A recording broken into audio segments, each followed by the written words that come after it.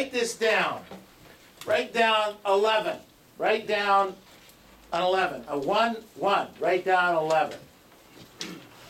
11 weeks have passed since the 1st of January. 11 weeks have passed since the 1st of January. And in the first few weeks of January, we worked on our business plans, and we worked on what we wanted to do, what we wanted to accomplish, what activities we were going to do for the year. So here's the question. Are you where you plan to be so far in the first 11 weeks? Are you where you plan to be in the first 11 weeks? Listings taken, properties pending, sales made. Are you happy with the effort that you've put forth? You know, 11 weeks ago, you guys worked on your business plans. You lined things out. You said, I'm going to talk to this many people. I'm going to go see this many doors. I'm going to do this. I'm going to do this. And get these results for it. Are you happy with your production? Are you happy where you are? Are you happy with your effort? Are you happy with your production? So let me ask you a question. $190,000 is what it takes to become a Centurion agent. This last weekend, we had an event, which we do every year, for our Centurion agents. It was a great event, wonderful. Talked to any of the agents that were Centurions and went. It was terrific. Great job, a lot of celebration. I have a number in mind of the more Centurions. We ended up with 22 Centurions for 2011. I think there's at least 10 more of you out there where you earn at least $190,000 and above to qualify for that prestigious award. If you think you're one of those people, on the back of your card, I want you to write down just the word Centurion and hand me the card at the end of the sales meeting. Okay? That's what I'm looking for. In looking at this group of great people, some of them, they're pretty consistently, I was kind of trying to analyze what makes them tick. Why are these people different from these people who are different from those people? What's the difference? Guys still put their pants on the same way. Gals still put their dresses on the same way. Women get their nails done. Men get their hair cut. They drive. Nobody drives the same car. Nobody lives in the same city. You know, but there are certain commonalities of these people that I kind of wanted to talk a little bit about. In studying top producers, in studying what makes great agents great, what makes top producers, I've learned a few things. And here's a question, or here's a thought. If someone has achieved more than you, it's not usually because they're better or smarter than you. Write that down.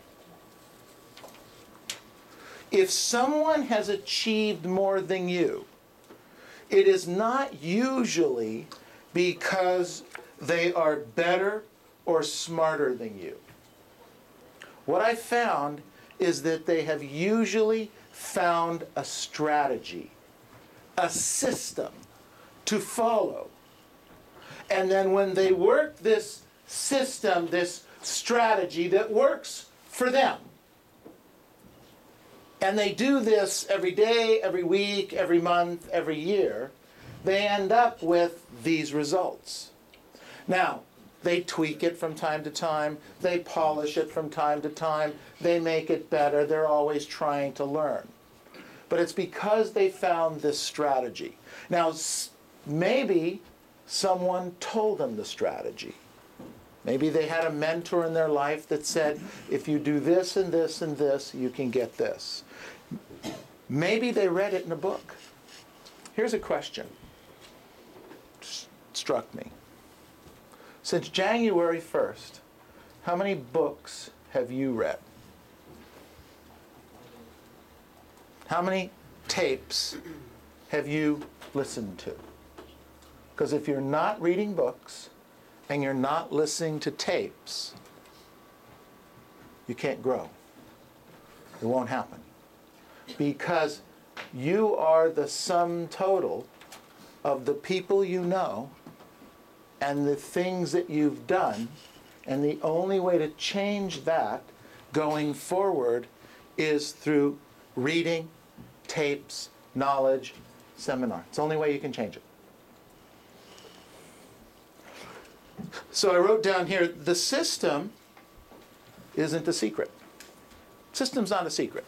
Now, there are many, many systems. In golf, there's a certain system. In football, there's a certain system. In baseball, there's a certain system. Last night on 2020, I watched Carl Icahn, who is a corporate raider, calls himself an activist now, but basically he's a corporate raider.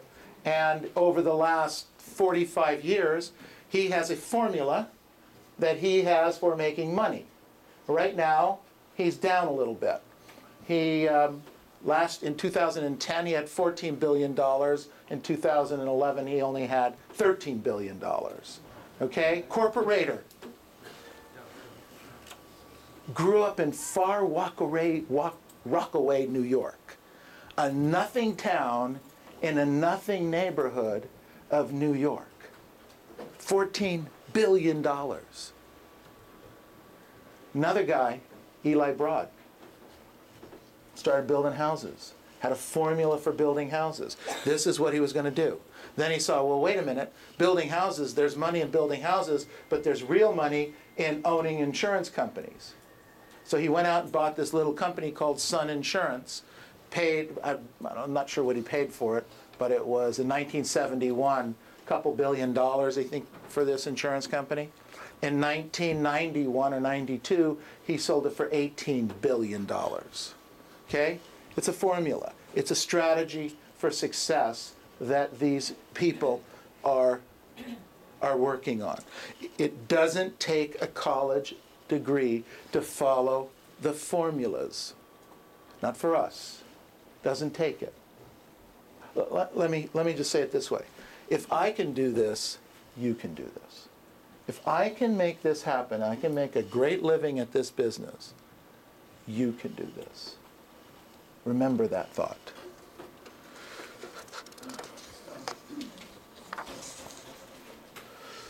So I wanted to write down, just take a few minutes here, and let's talk about some of the commonalities of some of these great agents. First of all, they're better trained.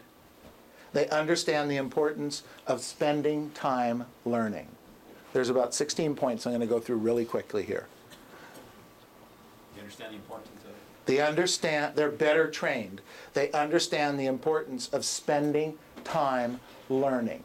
I asked a question, how many books have you read since January 11th? Or since January 1st, excuse me. It's all about reading. It's all about learning. How much time, effort, and energy have you done that? Number two, these great agents, these centurions within our organization, focus on their goals. They completely focus on the things that they want. They have crystal clear direction and crystal clear purpose in their life. They know what they want from the year. They know what they want to buy. They know how much money it's going to take. Now these people also, point number 3 is, they have a high desire to achieve. They are driven to success. They will not be denied. If you look around at our Centurion agents, you know what I'm talking about. They will not be denied. They work hard, they're focused, they're consistent, and they will not be denied. I wrote down number 4. They have discipline. They get up early to do their job, and they do what they say they're going to do when they're going to do it. They have discipline. I wrote down here, they do the things they have to do even when they don't want to. So here's a question. Has there ever been a time, let's say since January 1st of this year, where there was something you should be doing, but you didn't do it because you didn't want to do it? Has there ever been a time like that? Why? You want to be a superstar, you want to be rich, You want to have lots of property. You want to be able to do those kinds of things, and yet you're not doing the activities that you need to be doing on a daily, weekly basis. I wrote down here, they have the courage to do what they don't like to do. Do you think I wanted to get up this morning and get in my car and get in traffic and come down here and talk to you? You're dreaming. I love what I do. Don't get me wrong. But there are some days I'd rather not do it. But the professional in me, the person that says, I need to be there to help you get what you want so that I can get the things that I want, says that I've got to get up at 5:15 in the morning. It's dark. It's cold. You got to get on that stupid treadmill and the exerciser. You got to pump the weight. By the way, when I got into the gym this morning, there was no one there but me. Okay? No one. Just me. Would have been really easy for me to just shut it down and go back into the apartment, and it's warm, it's nice, it's comfortable. But that wasn't an option. You get this? See, you can't let those things be options. I wrote down here, they have a strong commitment to learning how to handle objections. January 1st, 2011, we have 35 or 40 objections that we as a company can work on learning on any day, any given week. How many have you learned so far since the 1st of January? When will you learn them? Do you think they're important? I wrote down here, they have the willingness to get out of their comfort zones. They get comfortable with being uncomfortable. Write that down. To get out of your comfort zone, you have to get comfortable with being uncomfortable. I wrote down here, number 9, they replace old habits with new productive ones. I made a little note. Yes, previewing property is boring, but they do it anyway. Previewing property is boring. I get it. Learning your script and dialogue can be boring. I get it. But they do it anyway and work on getting better every day, every week, every month. How about you? Next thought is, they have a detailed plan and they follow it. They have a detailed plan for getting what needs to be done. Whether it's learning scripts and dialogues, whether it's previewing property, there's a detailed plan. Each of you, in the first week or two of January, worked on your detailed plan. So here's a question. How many of you, if I was to give you $50 for every detailed plan you bring me in the next 2 minutes, how much money would I have to spend right now? Now, all of you did the planning in the first or second week of January, right? Say yes. Yes.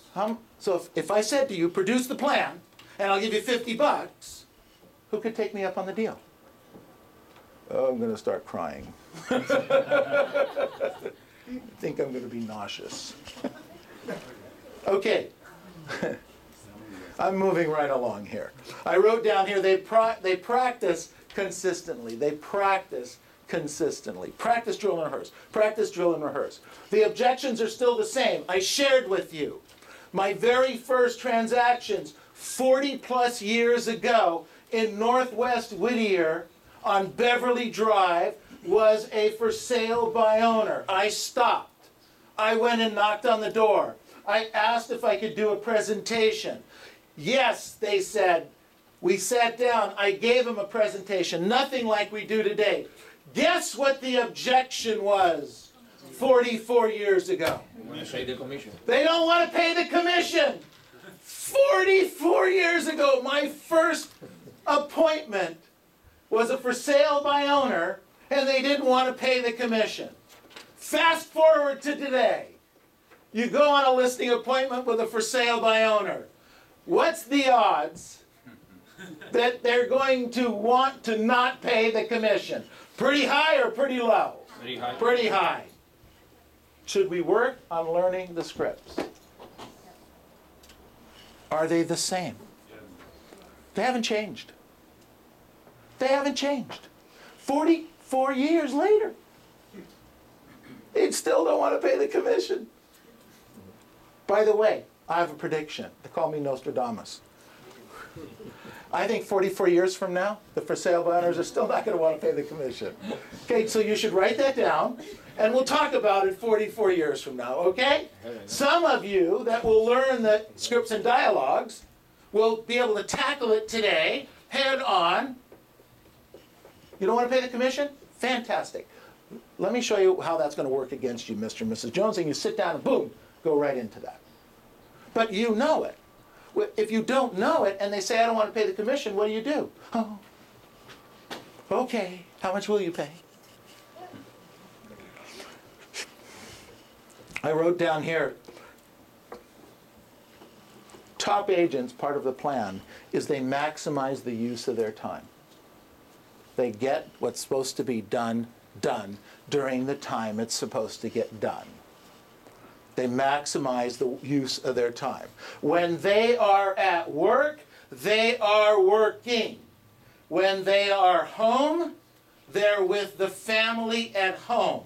They're not at home worried they should be working, and when they're at work, they're not at work worried that they're not taking care of the family at home. If I could get you to get that, when you're working, work like a dog. And then you turn the key off, go home and spend time with your family and friends. And then when you're done with that, your schedule says you're supposed to be back to work, you go back to work, and you work like a dog. And that's how you create the balance in this life.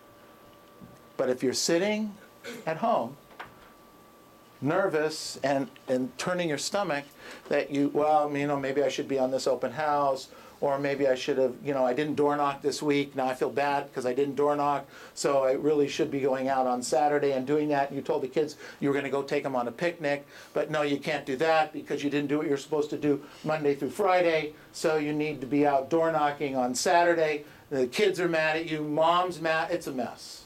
Don't do this. Superstars don't do this. Top agents don't do this. This is not part of that strategy. I wrote down here, they have a protective attitude, not just a positive attitude. It's one thing to be positive. It's another to be productive. They have a productive attitude, not just a positive attitude. When they're there at the appointment, they're there to get the deal. When they're prospecting, they're there to get a lead. When they're on follow-up, they're there to set an appointment. That's their job. That's the productivity. And I wrote down here, they set deadlines and don't quit on them. They set deadlines and don't quit on them. This is one of the commonalities between superstars and all the others.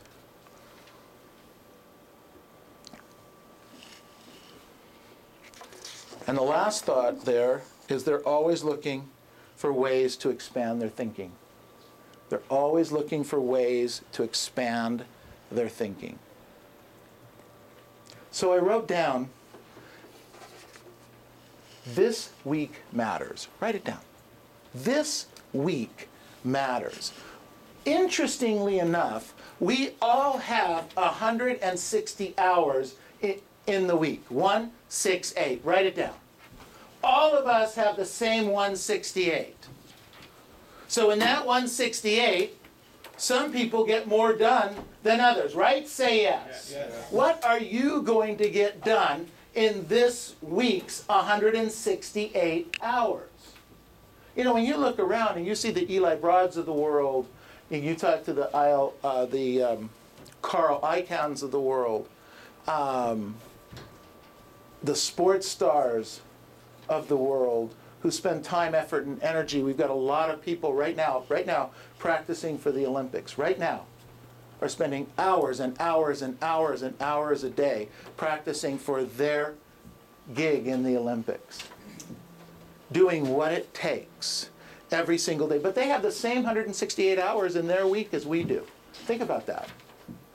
The same exact 168 hours. Some people achieve an enormous amount in those hours, and some do little more than eat or sleep in those same 168. Which are you? The enormous amount accomplished, or the sleep and eat? Which group? What will you do this week different to change your life? The strategy is in front of us. We work a 5-5-10. How many of those will you do this week? How many blitz classes will you show up to? How many doors will you knock? Here's a question. Here's an interesting question. I challenge you. Tomorrow in Walnut, blitz starts at 8:30, goes to 7 o'clock at night. Okay? Stay the whole day. Don't quit. Stay the whole day. Do the job. Do the whole blitz. You'll get an hour and a half of practice, role play in. You'll get 8 hours of prospecting in, and you'll get lunch. Free lunch. It's a great day.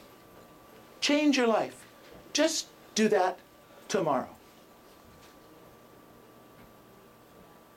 And then let's see how great the end of the week is going to be. Now let's go out and make it happen. Thank you.